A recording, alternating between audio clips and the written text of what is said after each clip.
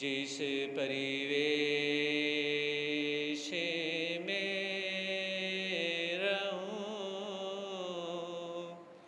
नमो अरिहंत नमो अरिहंत नमो अरिहंत कहूं। जिस शान से जिस नाम से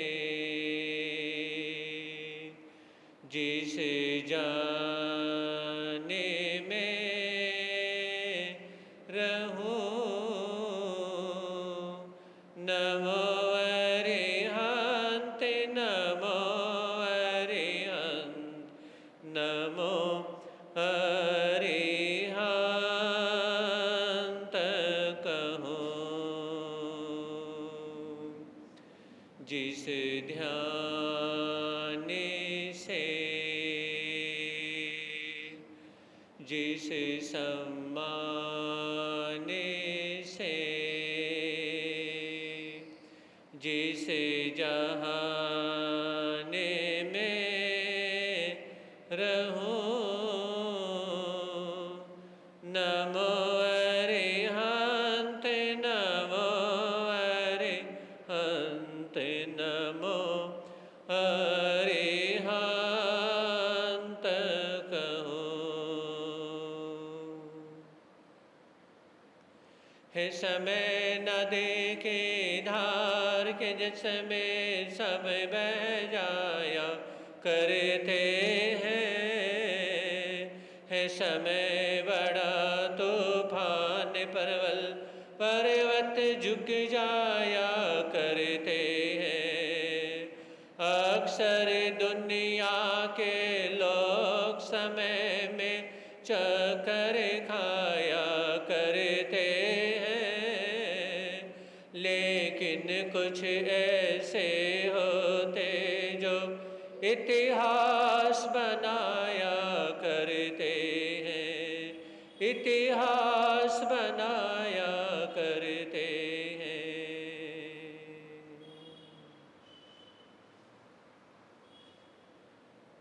चरम तीर्थंकर श्रवण भगवान महावीर स्वामी के चरणों में कोटि से वंदन अभिवंदन।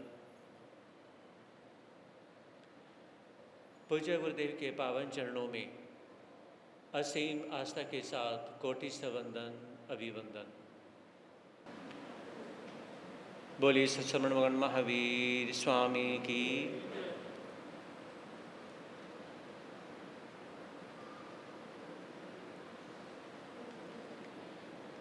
मुझे तुमने गुरुवर बहुत कुछ दिया है, तेरा शुक्रिया है, तेरा शुक्रिया है। मुझे तुमने गुरुवर बहुत कुछ दिया है, तेरा शुक्रिया है, तेरा शुक्रिया है। सुन रहे हैं आप लोग भगवान महावीर की अंतिम देशना उत्तराधुन के सूत्र के माध्यम से। उत्तराधुन सूत्र में भगवान महावीर फरमाते हैं 6 लेशाओं का वर्णन।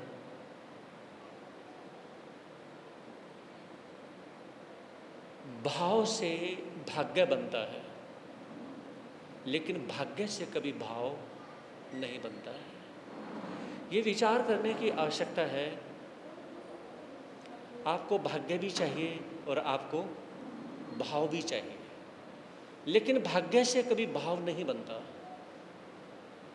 आपका जैसा भाव है वैसा आपका भाग्य बनेगा।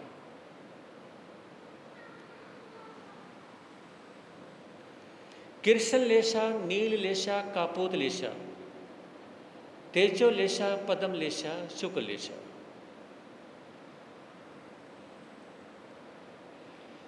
कृष्ण लेशा ऐसी है कि अगर उसके अंदर अमृत डाला जाए वो जहर बन जाएगा, और शुक्ल लेशा ऐसी है कि उसमें अगर जहर डाला जाए तो अमृत बन जाएगा। कितना फर्क है। लेशा कैसे चेंज कर देती है। एक रोज मैंने आपके समक्ष कहा था कि माता बहन खाना बनाने वाली करेले का भी कड़वापन निकाल देती है, और जिसको कुछ नहीं आता वो ऐसे ही उसको जला फला करके उसको भून के रख देंगी, है ना, उसको करेले को भून के रख देंगी। तो ये कहा जाता है शास्त्रों में कि अगर आपने जहर डाल दिया, कहाँ पे, शुक्ल लेशा में, अमृत बनेगा, और आपने अगर कृष्ण लेशा में अमृत डाल दिया तो जहर बनेगा। लीजिए, एक्सेप्ट करिए एक एग्जाम्पल को, सांप को दूध पिलाइए, क्या बनेगा, जहर बनेगा। अगर सांप को आप दूध पिलाएंगे तो जहर बन जाएगा। और किसी अच्छे व्यक्ति को अगर गालियां दी जाएंगी तो भी वो उसके अंदर भजन का काम करेंगे। सुकरात जब भी किसी व्यक्ति को देखता वो सुधारने की कोशिश करते। एक रोज सुकरात से पूछा गया, आप इतने अच्छे इंसान कैसे बन गए।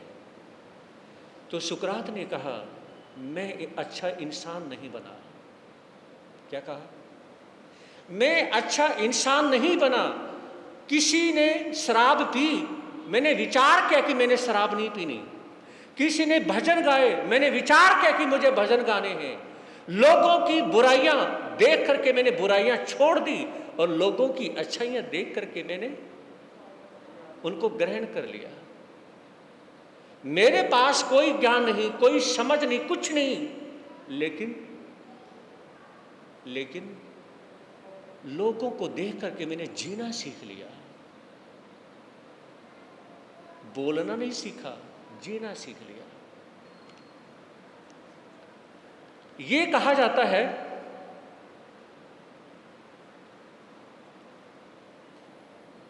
एक बार एक राजा नंगे पैर बगीचे में जाते हैं। उसका मन होता है, क्योंकि एक वैद आचार्य ने उनको कहा कि सुबह सुबह आप नंगे पैर अगर घास पे चलेंगे, ओस की बूंदें जो पड़ी रही हैं वो आपके पैरों में लगेंगी तो क्या होगा, आपकी आंखों की रोशनी बढ़ेगी, अच्छा रहेगा। अब वो राजा नंगे पैर जैसे ही पार्क में घूमने के लिए जाते हैं, एक कांटा उनके पैर में चुभ जाता है। कांटा पैर में चुभा नहीं, और मंत्री को बोला है, इधर आ, सारी पृथ्वी को चमड़े से ढक दो, क्योंकि आज मेरे पैर में कांटा चुभ गया, कल के दिन किसी और के पैर में कांटा चुभेगा। पूरी पृथ्वी को चमड़े से ढक दिया जाए, जैसे चमड़े के जूते पहनते हैं ऐसे चमड़ा तैयार किया जाए और पूरी पृथ्वी को ढक दिया जाए। मंत्री ने कहा कि राजन, फिर तो भूखे मर जाएंगे। क्यों, भूखे कैसे मरेंगे, जब सारी पृथ्वी को चमड़े से ढक दिया गया तो हम भूखे मर जाएंगे। तो उन्होंने कहा कि इसलिए ऐसा करना चाहिए कि आप जूते पहन लो, आपके लिए तो सारी पृथ्वी चमड़े से ढक दी गई। तो ये कहते हैं कि अगर आपने कांटा शुक्ल लेशा में डाल दिया, वो फूल बन जाएगा।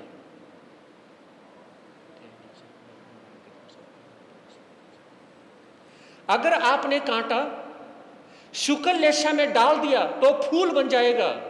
अगर आपने फूल को कृष्ण लेशा में डाल दिया तो वो कांटा बन जाएगा। चलिए फिर एग्जाम्पल एक्सेप्ट करिए। जब भी कोई तीर्थंकर परमात्मा जब भी यानी कि चलते हैं तो सीधे कांटे पड़े हुए होते हैं, वो उल्टे हो जाते हैं। उनके पैर में कभी कांटा, बोलते कि नहीं, उनके पैर में कभी कांटा चुभता नहीं। वो जब भी निकलते हैं, जब भी चलते हैं, विहार यात्रा पे होते हैं, तो तीर्थंकर जहां से निकलते हैं वहां से पड़े हुए कांटे भी उल्टे हो जाते हैं। ये लेस्या का फर्क होता है, ये अतिशय का फर्क होता है, ये अनंत ज्ञान का फर्क होता है, ये अनंत साधना का फर्क होता है, ये अनंत मेडिटेशन का फर्क होता है, जो कि हमारे पास में वो चीजें नहीं है। लेकिन मेरे परमात्मा ने एक बात कही है, कड़े माने कड़िए, चले माने चलिए। आपने कोई काम करना शुरू कर दिया, वो काम हो गया। आपने कोई कार्य करना शुरू कर दिया, वो कार्य हो गया। जमाली अणगार अपने शिष्यों को कहते हैं कि आप एक काम करें, मेरा आसन लगा दें। शिष्यों ने कहा कि गुरुदेव पधारो, आसन लग चुका है, और अभी आसन लगाया जा रहा था। तो जमाली अणगार ने कहा कि भगवान महावीर की वाणी मिथ्या है, अभी तो आसन लगा ही नहीं, लगाया जा रहा है। और क्या कहा कि आसन लग चुका है। भगवान महावीर फरमाते हैं, जो काम आपने करना शुरू कर दिया है वो काम वो हो चुका है। अगर आपने अच्छा शुरू कर दिया है, अब जैसे कुछ भाई लोग यानी कि समाई कर रहे हैं, है ना, अब समाई कर रहे हैं, तो इसमें अभी आपकी समाई पूरी हुई नहीं, लेकिन ये कहा जाएगा कि उस भाई ने समाई की है। तो इसमें फरमाया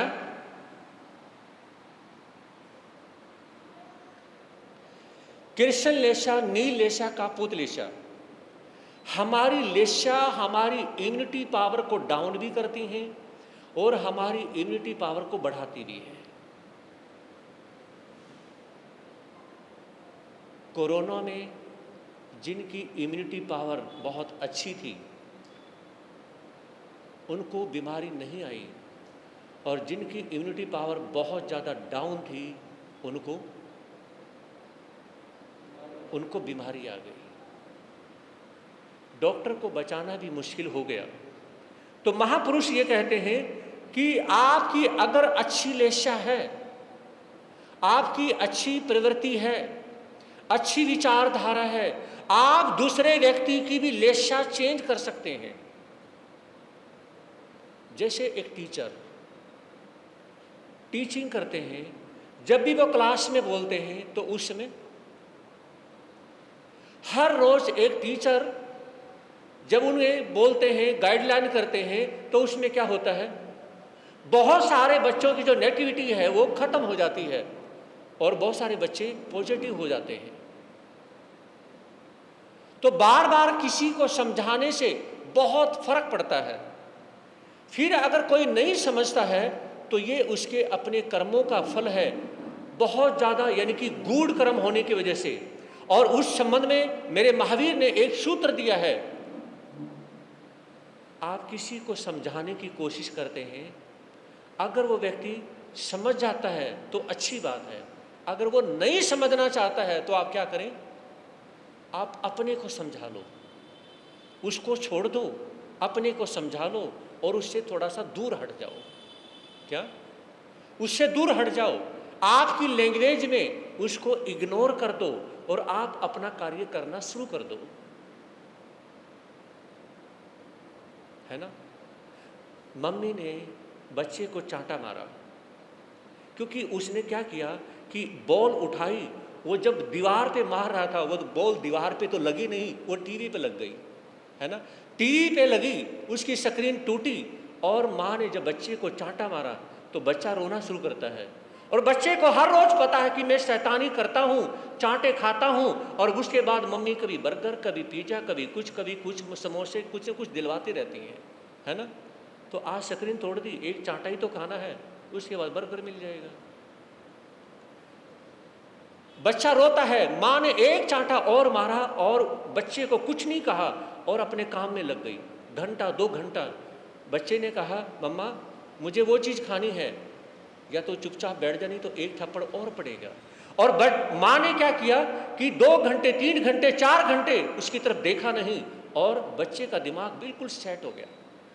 समझ रहे, बिल्कुल सेट हो जाएगा।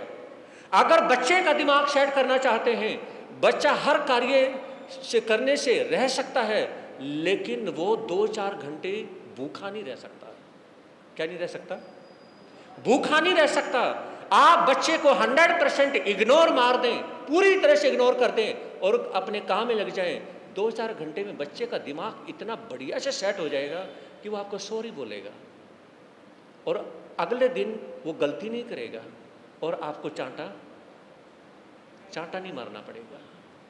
तो यानी कि ये विचारधारा आपको हैंडल कैसे करना है। और आज इन मम्मियों की आदत क्या होती है, प्लेट लेके पीछे पीछे घूमती रहेंगी। पहले तो चांटा मार दिया, जरा सा डांट दिया और बच्चा रोता है, प्लेट लेके घूमती रहेंगी, बच्चा नखरे करता रहेगा, घूमती रहेंगी पीछे पीछे, है ना। उसे उठा के लेके जाएंगी, मार्केट लेके जाएंगी। अरे क्यों माहौल खराब करना है, आपको बच्चे गाइड करना नहीं आ रहा। एक बच्चा हर रोज 3 बातें करता है, इग्नोर, फोर्स और ब्लैकमेल, हर रोज करता है। किसी भी घर का एक भी बच्चा आप नहीं ढूंढ सकते, कोई बच्चा आपको ऐसा मिलेगा नहीं जिसके अंदर थोड़ी सी मैच्योरिटी आई, 3-4 इयर्स या 5 इयर्स का बच्चा हुआ नहीं और उसने 3 बातें ना करे, वो ऐसा हो नहीं सकता है। समझ रहे। तो आप मम्मी के पास, पापा के पास भी इग्नोर, ब्लैकमेल और फोर्स करने का तरीका होना चाहिए, लेकिन जैसे बच्चे ने इग्नोर किया वैसे नहीं करना, जैसे बच्चे ने फोर्स किया वैसे नहीं करना, और जैसे बच्चे ने ब्लैकमेल किया वैसे नहीं करना। समझ रहे। आपका करने का तरीका होना चाहिए, ना तो चांटा मारना पड़ेगा और ना आपको डांटना पड़ेगा, और बच्चा भी समझ जाएगा और कोई टेंशन नहीं। फिर आपके अंदर लेशा भी चेंज नहीं होगी, आपके अंदर लेशा चेंज नहीं होगी। और इस प्रकार से बच्चा जब ढीठ हो जाता है, वो मार खाते खाते असर नहीं होता है, और एक रोज बच्चा जब 8-10 साल का हो जाता है तो उसमें बच्चा मार भी खाता है और हंसता भी है और उल्टा भी बोलता है। फिर वही बच्चा 15 साल का होता है, फिर वो मार नहीं खाता, वो सुनता नहीं, उल्टा जवाब देता है, और अगर चांटा मार दिया तो यानी कि मारने के लिए भी दौड़ता है। समझ रहे हैं। ये गलती कहाँ हुई? ये गलती स्टार्टिंग में हुई, स्टार्टिंग में गलती हुई। काश अपनी लेशा को आप बचपन में सुधार लेते तो आपको बच्चे की लेशा भी सुधारने का मौका मिल जाता, लेकिन ना तो आप सुधरे और ना आपको बच्चे को सुधारना आया।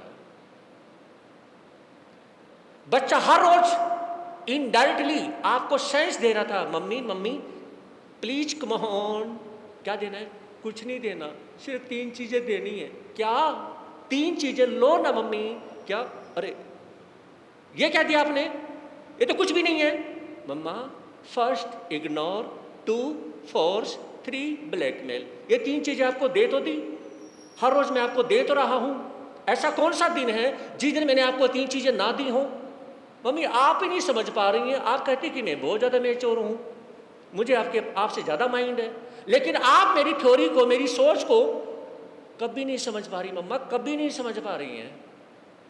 जब मैं आपको हर रोज 3 चीजें दे रहा हूं और आप समझ ही नहीं पा रही, तो मैं क्या करूं? तो मैं क्या करूं? है ना। अब ये मम्मी के ऊपर डिपेंड करता है कि वो बच्चे की लैंग्वेज में कितना समझ रही है।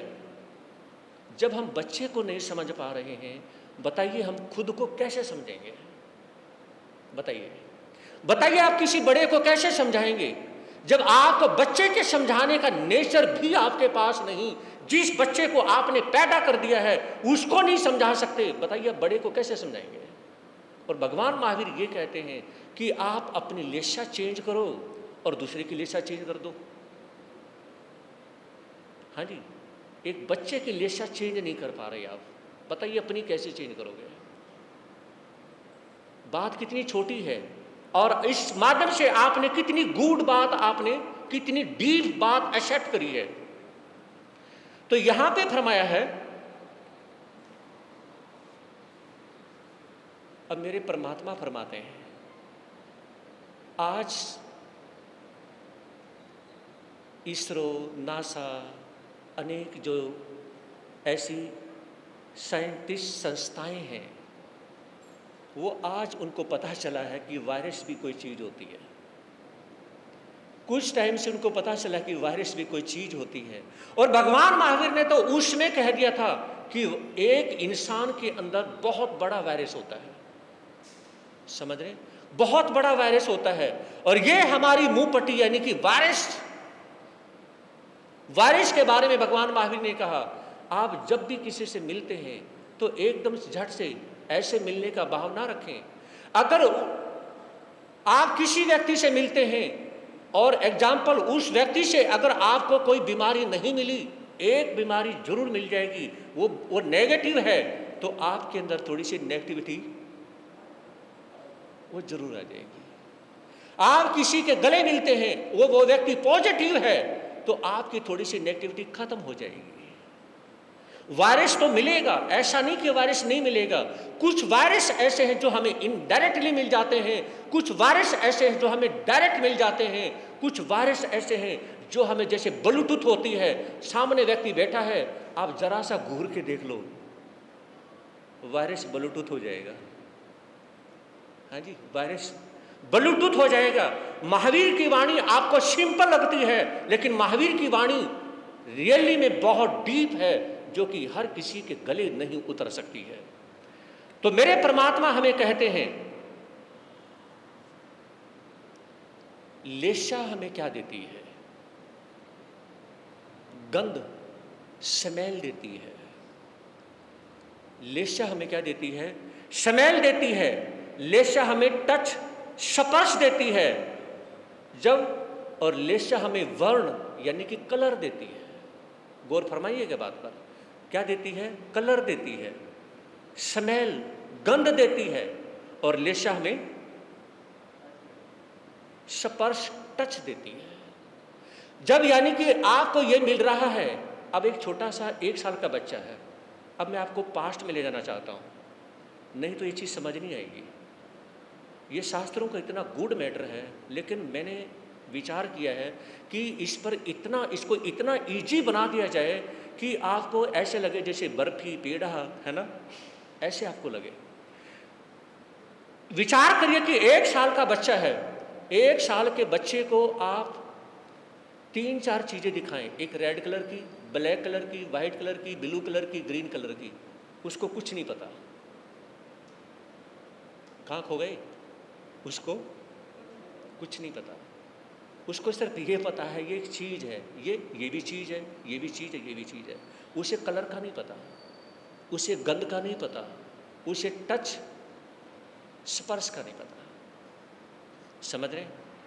तो जिस व्यक्ति को ये नहीं पता, बहुत से व्यक्ति यानी कि बड़े हो जाते हैं, उनकी मेच्योर एज हो जाती है, लेकिन वो कलर नहीं समझ पाते। मतलब वो कलर की सेंस नहीं समझ पाते, वो यानी कि स्पर्श, टच, उसकी सेंस नहीं समझ पाते और दे नहीं पाते।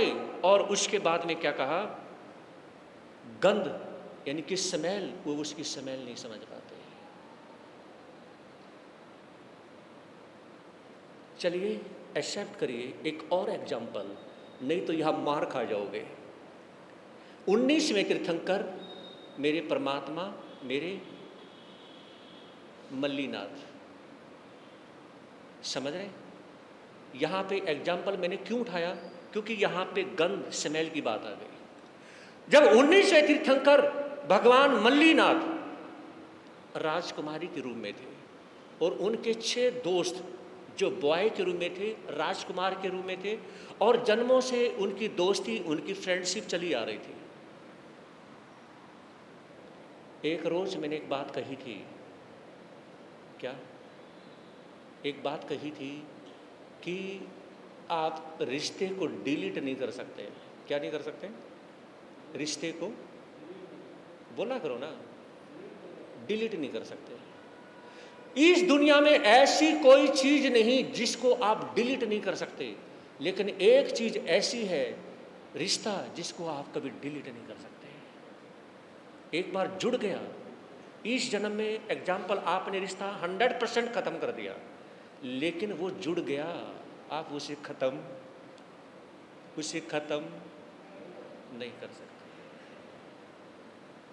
देखिए, भगवान मल्लीनाथ, उनके 6 दोस्त, इस जन्म में भी वो इकट्ठे हुए और उन्हें नहीं पता कि ये मेरे दोस्त हैं, मेरे फ्रेंड हैं। लेकिन भगवान मल्लीनाथ जो राजकुमारी के रूप में है, उनके पास तो विशेष ज्ञान होता है और उन्होंने देखा कि अरे 6 राजकुमार, क्योंकि राजकुमारी जो मल्ली थी वो बहुत ज़्यादा सुंदर थी, बहुत ज़्यादा। अब जो 6 राजकुमार थे ना, वो उस पर मोहित हो जाते हैं और उससे प्यार करने लग जाते हैं, बहुत ज़्यादा प्यार करने लग जाते हैं। और 6 के 6 ये चाहते हैं इसके साथ मेरी शादी हो जाए, इसके साथ मेरी हो जाए। अरे नहीं यार, मेरी इसके साथ शादी हो जाए, है ना। सभी के सभी ये चाहते हैं कि मेरी हो जाए, मेरी हो जाए।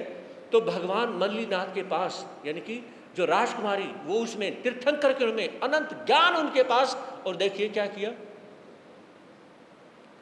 एक मटका लिया, हर रोज ग्रास, पानी, दही, लस्सी थोड़ा रोज उसके अंदर डालते जाते हैं और महीना भर होता है और उसको ढक देते हैं। वो उसमें इतनी स्मेल, बदबू हो जाती है बहुत ज़्यादा, है ना, बहुत ज़्यादा बदबू हो जाती है। और एक रोज 6 राजकुमारों को वो राजकुमारी मल्ली उन्हें बुलाती है कि आइए, और बुलाने के बाद में कहा इसका ढक्कन उठाइए। लेकिन उससे पहले कहा, क्या आप मुझसे शादी करना चाहते हो? यस, हम तो करना चाहते हैं, हम तो खुद ही करना चाहते हैं, हमने तो खुद ही कहा। फिर आप एक काम करें, क्या आप इस ढक्कन को खोल करके आप इसकी स्मेल ले सकते हैं? तो कौन सी बड़ी बात है, ढक्कन खोलना था। इतनी गंध आती है कि वहाँ पर खड़ा होना मुश्किल हो गया। राजकुमार भागते हैं तो उसमें मल्ली कुमारी कहने लगी, ये क्या हुआ? अरे क्या हुआ?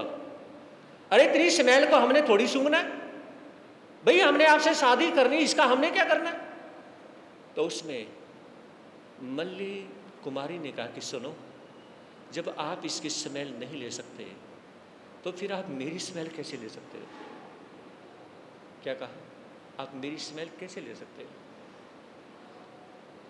जब इसका ढक्कन लगा हुआ था आपको स्मेल आ रही थी? कहा कि नहीं आ रही थी। तो इसी तरह से मेरे अंदर से भी नहीं आ रही, क्योंकि मैंने अपने आप को पैक किया हुआ है।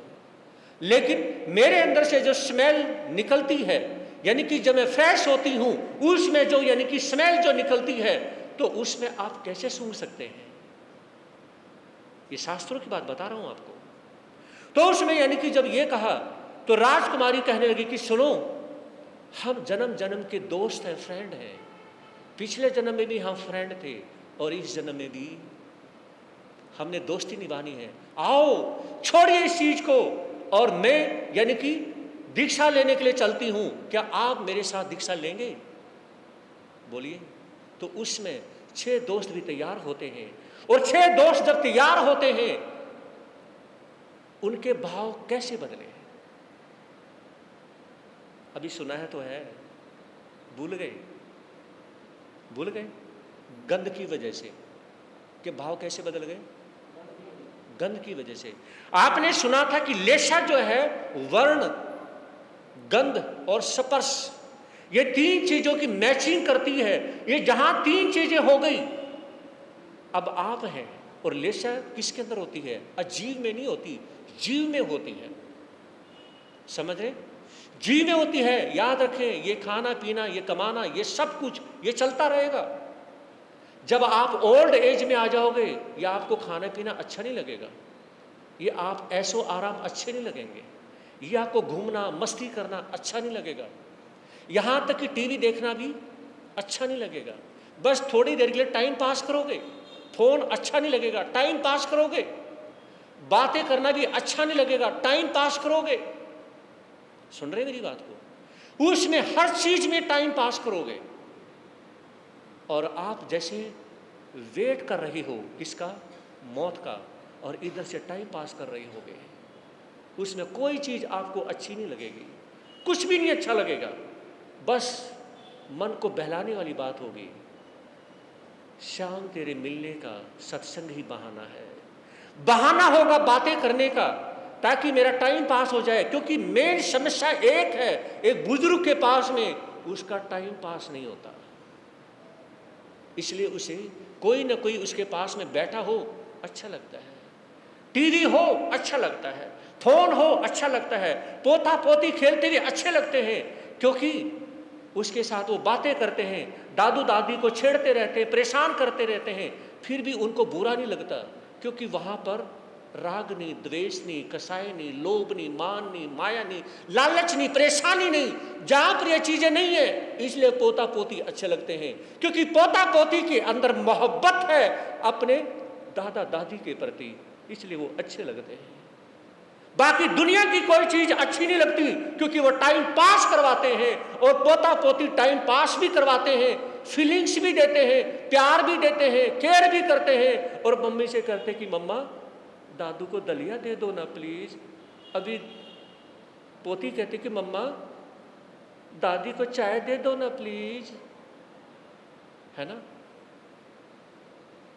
ये फीलिंग्स जब दादा और दादी को मिलती हैं, उसमें एहसास होता है जैसे खाना बेटे और बहू की वजह से नहीं, जैसे हमें खाना पोता और पोती की वजह से मिल रहा है। इसलिए मूल से ब्याज, इतना तो बोल ही सकते हो, अच्छा लगता है। गंध, गंध देखिए, गंध के ऊपर कितनी डीप बात, मैंने कितनी डीप बात बोल दी है, कितना एक शास्त्र खड़ा हो गया, एक गंध के ऊपर खड़ा हो गया। विचार करिए, लेस्या, इसके बारे में कल फिर सुनेंगे। जिन धर्म के प्यारे लोगों, ये सुन लो अमर कहानी, हम भूल गए हैं जिनको, जरा याद करो कुर्बानी। जिन धर्म के प्यारे लोगों, ये सुन लो अमर कहानी, हम भूल गए हैं जिनको, जरा याद करो कुर्बानी।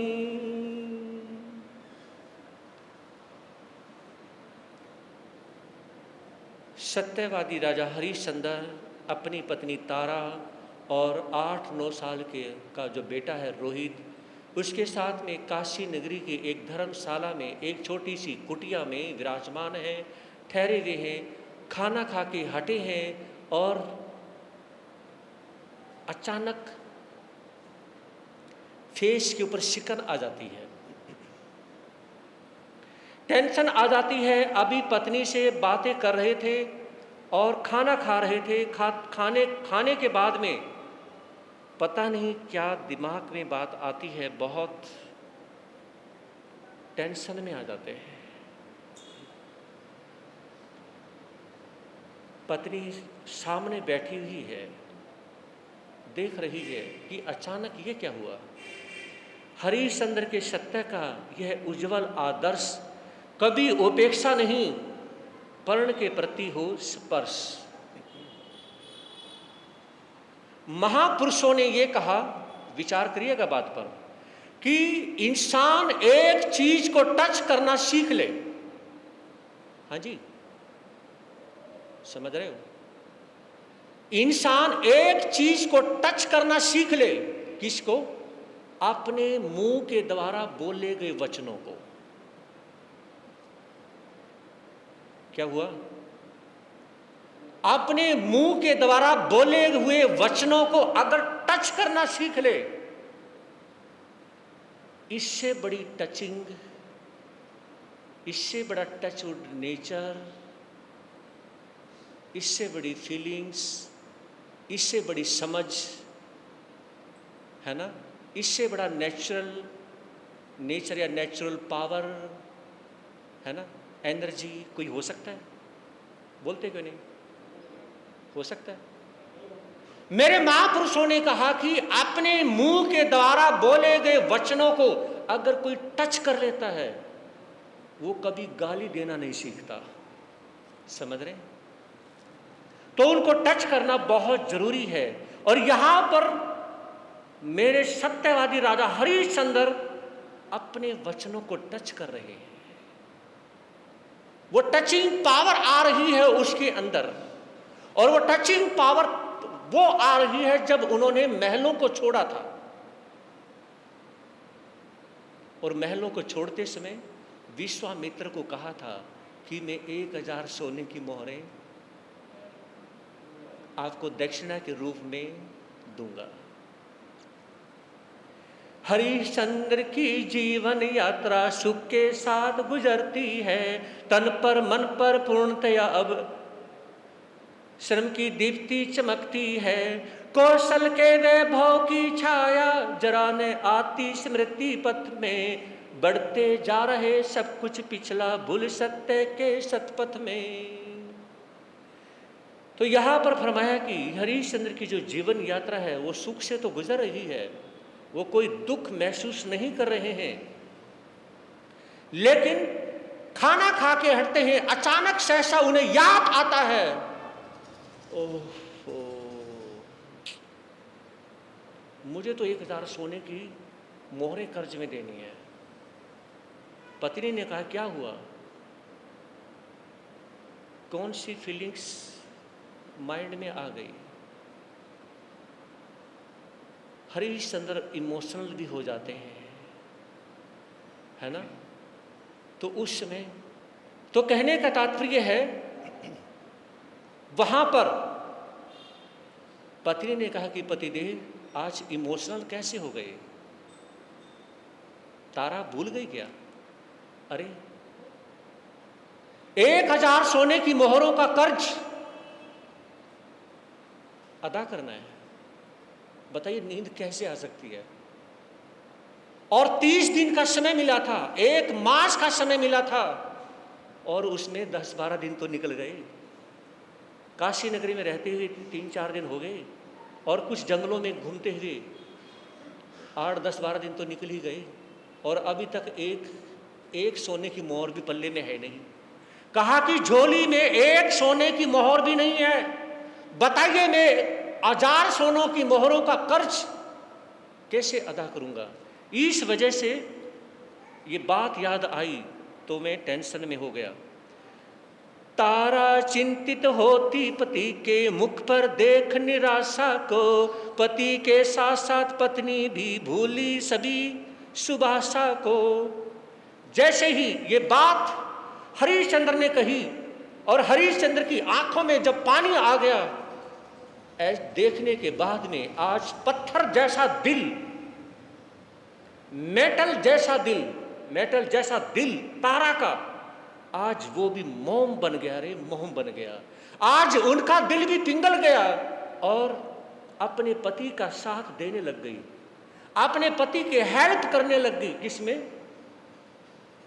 किसमें रोने में हेल्प करने लग गई।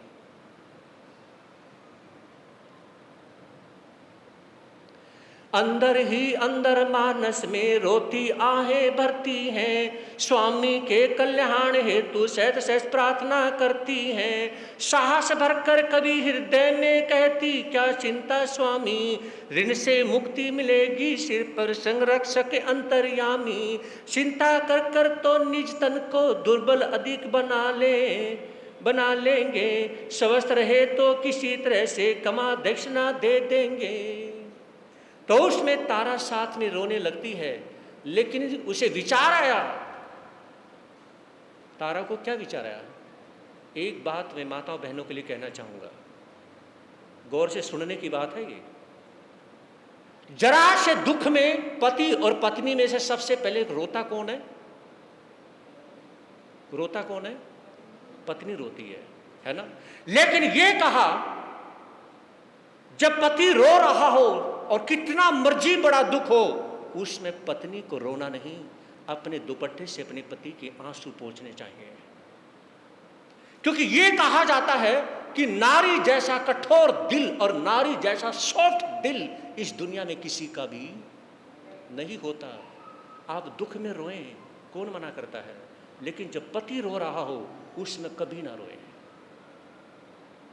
रोने में पति का साथ ना दें। समझ रहे? तारा ने विचार किया,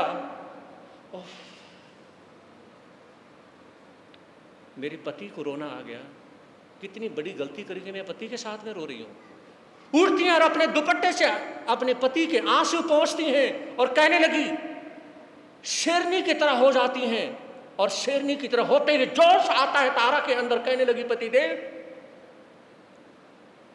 हमारे सिर पर अगर किसी का हाथ है ना, किसी का हाथ है, परमात्मा का हाथ है, और जिसके सिर पर परमात्मा का हाथ होता है उसके आंसू मोती बन जाते हैं। इसलिए आप रोए क्यों? क्यों रोए? मैंने साथ छोड़ दिया, मैंने मुंह मोड़ लिया। दोबारा से मत रोना, हम एक दूसरे की हेल्प करेंगे, हम एक दूसरे की पावर बनेंगे, हम एक दूसरे का हाथ पकड़ करके चट्टानों को भी पार कर देंगे। ये चट्टानें भी छोटी पड़ जाएंगी और हमारा कद, हमारा सिर इतना ऊंचा हो जाएगा एक रोज, धर्म के सहारे कि पहाड़, ये चट्टानें छोटी हो जाएंगी और हमारा सीना ऊंचा हो जाएगा। तारा ने अपने पति के अंदर जोश भरने की कोशिश की और जब ये बातें कही तारा ने, तो उसमें उसके पति के आंसू रुक जाते हैं, आंसू थक जाते हैं, आंसुओं को भी ब्रेक लग जाता है। ऐसा ब्रेक लगता है कि आंसू निकलना ही भूल जाते हैं। उसमें हरिश्चंद्र क्या कहते हैं?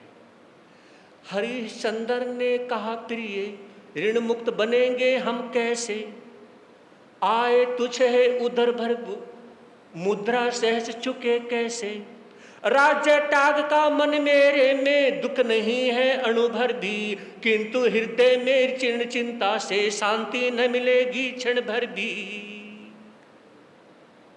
ये कहा, ठीक है, ठीक है, मैं नहीं रोता मैं, लेकिन एक बात मुझे बताओ कि मैं अगर चुप हो गया तो क्या मेरी झोली में 1000 सोने की मोहरें आ जाएंगी? क्या हमारे ऋण को कोई और चुका देगा? और मैं ये आपसे पूछना चाहता हूं, इस साहस, इस दिल में साहस मैंने बहुत भर के देख लिया है, लेकिन वो साहस का पानी बन जाता है, उस साहस का पानी बन जाता है। रे क्या करूं मैं इतने सारे साहस का, जब मुझे पता है कि 30 दिन में मुझे अपनी 1000 सोने की मोहरें देनी है। इससे बड़ा दुख नहीं हो सकता। और सबसे बड़ी बात यह है कि अगर 30वें दिन अगर मैं कर्ज नहीं चुका पाया, समझ रहे, तो मेरा धर्म खत्म हो जाएगा। समझ रहे, मेरा धर्म, बोलते क्यों नहीं, मेरा धर्म खत्म हो जाएगा, मेरा ईमान खत्म हो जाएगा और मेरे खानदान का जो सूर्य है वो हमेशा के लिए डूब जाएगा।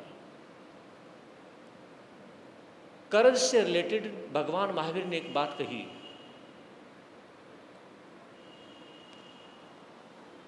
उससे पहले मैं पुरखास की बात बता देता हूं, जहां पर हमारे आलोक मुनि जी महाराज साहब, उनका चातुर्मास है, गांव है ये, विलेज, वहाँ पर चातुर्मास है। नई स्थानक बनी थी। एक भाई ने कहा कि मैं जो यहाँ पर भी संदूक रखी है ना, ऊपर जो संदूक होती है, मैं संदूक दान में दूंगा, है ना। उसने क्या किया कि वो संदूक दान में नहीं दी। 10 दिन हुए, 15 दिन हुए, महीना हो गया, 1.5 महीना संदूक नहीं दी। जब संदूक नहीं दी तो उसके घर में लड़की हो गई। लड़की हुई तो एक यानी कि 70 साल का बुजुर्ग, जिसका नाम चंदगी राम, बिल्कुल आपको घटी हुई बात बता रहा हूँ, नाम चंदगी राम जाते हैं, घर पे जाते हैं और कहने लगे, संदूक तो देनी पड़ेगी, धर्म स्थान में नहीं देगा तो लड़की को देगा। क्या कहीं संदूक तो देनी पड़ेगी, क्योंकि जैसे गांव में जो संदूक ये चीज़ है ना, बेटी को दहेज में देते हैं, तो उसमें, और ये बात लगभग 18 साल पहले की है, समझ रहे। तो चंदगी राम कहने लगे, देखिए राजपूत परिवार से थे चंदगी राम, लेकिन दिल्ली की 8-10 समाई करते थे, समझ रहे। तो उसमें कहने लगे, मैं ये कहना चाहता हूं, तो अगर आपने स्थान यानी कि स्थानक में संदूक नहीं दी, संदूक तो देनी पड़ेगी, हंस के दे या रो के दे, बेटी को तो देगा, अब बोल कहां जाएगा। अगर ये संदूक यहां दे देता, हो सकता तेरे घर में लड़का हो जाता। चंदगी राम ने कहा, वो आदमी इतना शर्मा जाता है कि मैंने बहुत बड़ी गलती करी, और कहने लगा कि मैं संदूक दूंगा। तो चंदगी राम कहने लगे, संदूक तो देगा, याद रखना कितने दिन हो गए हैं, ये भी ध्यान कर लेना। उस व्यक्ति ने संदूक दी और 4-5 हजार रुपये और एक्स्ट्रा दिए। भगवान महावीर ये कहते हैं कि धर्म स्थान का जिसने पैसा खा लिया है उसकी दुर्गति है, दुर्गति, वो नरक में जाके गिरता है। और जो किसी का पैसा रोक लेता है वो इस जन्म में नहीं तो अगले जन्म में, पैसा कर्जा तो देना पड़ेगा, इस जन्म में कोई नहीं देगा तो अगले जन्म में देना पड़ता है। तो ये बात यानी कि भगवान महावीर की बात आई, तो इसमें कल फिर आप सुनेंगे क्या, राजा हरिश्चंद्र चरित्र। भगवान महावीर स्वामी की, आचार्य भगवान श्री शिव मुनि जी महाराज की, चमत्कारी बाबा परम सेवा पूज्य गुरुदेव श्री प्रेम सुख जी महाराज की, उपाध्याय पर श्री रविंद्र मुनि जी महाराज की, सर्वधर्म दिवाकर श्री रमणीक मुनि जी महाराज की, प्रज्ञा महर्षि पूज्य गुरुदेव श्री उपेंद्र मुनि जी महाराज की,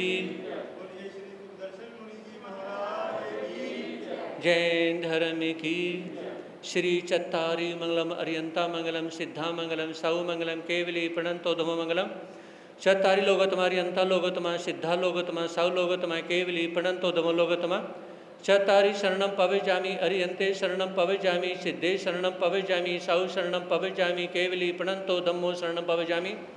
अरिहंतों का शरणा, सिद्धों का शरणा, साधु का शरणा, धर्म का शरणा, ये चार शरण दुख हरण जगत में और न शरणा कोई, जो वह प्राणी करे आचरण उसे अजर अमर पद उसका सदा